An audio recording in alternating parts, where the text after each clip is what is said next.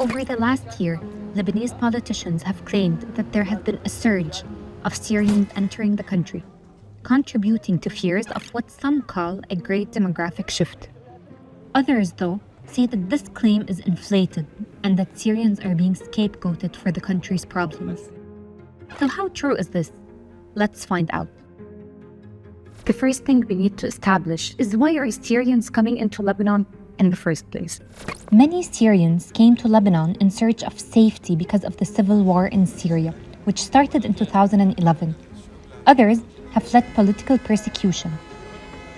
And some have come here to seek work as Syria's economy is crippled. Once they arrive in Lebanon, many Syrians say they face challenging conditions. عنصرية وتشليح ويعني هانوا السوريين كثير. لا نطاق إيجار بيت، يعني اليوم إيجار بيت يعني توصل حال أرخص شيء لحد 150 دولار. عم يقولوا أنت عايش ببلدنا. لو ما الشعب السوري لبنان هلا منهان. الصراحة.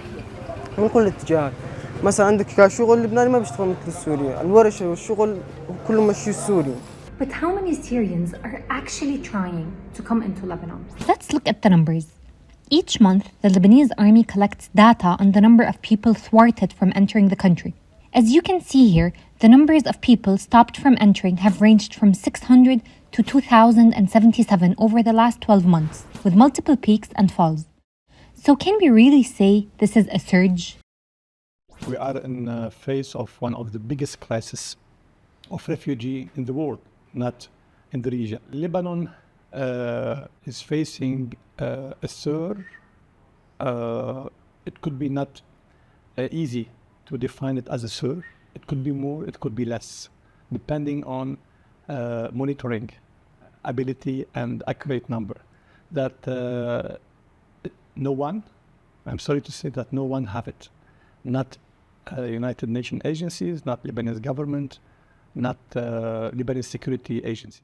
Another problem is that since 2015, United Nations agencies, particularly the UNHCR, have had to suspend registering Syrians at the request of the Lebanese government, meaning it is hard to know how many people have actually come in and stayed in the country. Syrians entering and staying in Lebanon is a highly politicized issue. Lebanon's government wants to reduce the number of Syrians in the country. However, numerous human rights groups have condemned Lebanon's caretaker government for introducing recent policies like deporting Syrians back to their home country, as they say it is not safe for them to return. I want to try and understand the perspective of Lebanon's government a bit better. I've come here to meet the caretaker minister of displaced, حسام شرف الدين. المفوضية مثل ما بتعرفي في عندهم معايير تيسلموا داتا وهن ما سلمونا الداتا من 2 و10 أشهر إنه في 2,800,000 المسجلين فقط في المفوضية لا يتعدون 840,000 وبالتالي التهرب من وضع خطة لعودة النازحين. بناء عليه خطة وزارة المهاجرين كانت واضحة، العودة التدريجية المبرمجة، عودة كريمة وآمنة 15,000 كل شهر. لو بدأنا فيها من 3 سنين كان صار راجع أكثر من نصف مليون.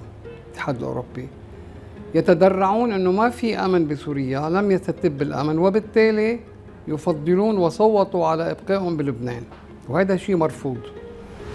While the status of Syrians continues to be debated in Lebanon, one thing is for sure.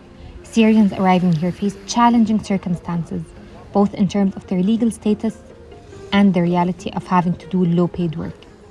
At the same time, the Lebanese are dealing with a major economic crisis that has massively reduced their income, causing many to believe that the number of Syrians present in Lebanon is affecting the amount of help that they are receiving. But the key question remains, what are the steps the Lebanese government is seeking to do in order to deal with the situation on the long term?